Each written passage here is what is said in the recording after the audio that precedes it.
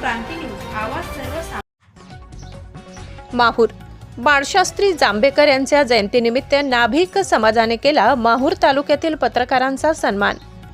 मराठी पत्रकारितेचे जनक बाळशास्त्री जांभेकर दर्पणकार यांच्या जयंतीनिमित्त नाभिक समाजाच्या वतीने तालुक्यातील सर्व पत्रकारांचा सन्मान कपिलेश्वर धर्मशाळा येथे दिनांक 8/1/2026 रोजी करण्यात आला।